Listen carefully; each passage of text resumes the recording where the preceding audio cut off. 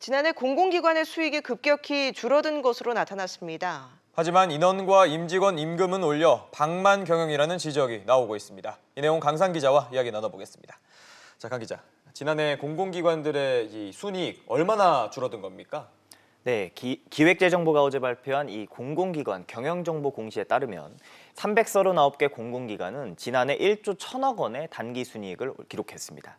2017년에 비해서 85%가 줄어든 것으로 6년 만에 최소 수준입니다. 예. 이 4년 연속 감소하던 부채도 5년 만에 다시 이렇게 증가세로 전환됐습니다. 전체 공공기관 가운데 이 산업, 수출입은행, 기업은행을 제외한 336곳의 부채 규모가 1년 전보다 7조 7천억 원 증가한 503조여억 원으로 집계가 됐습니다.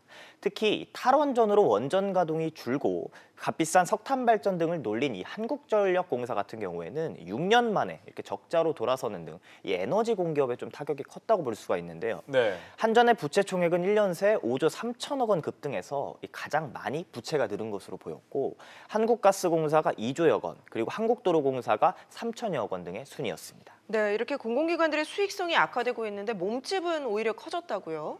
그렇습니다.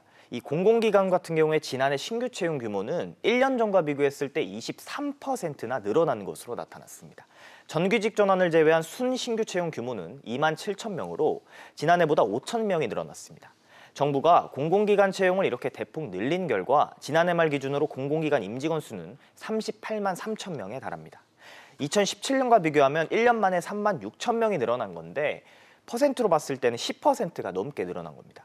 또 정부의 비정규직 정규직 전환에 따라서 지난해 비정규직 인원은 2017년보다 26%가 줄었습니다.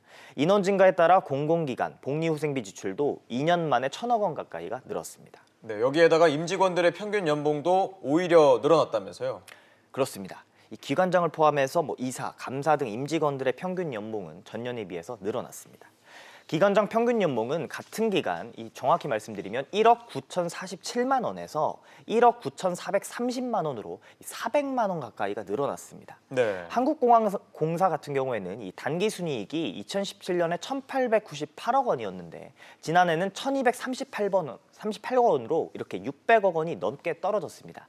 하지만 사장의 연봉을 봤을 때는 1년 사이에 1,400만 원이나 올랐습니다. 네. 또 한전 같은 경우에 같은 기간 영업적자로 전환이 됐지만 역시 사장의 연봉이 5천만 원이나 올랐습니다.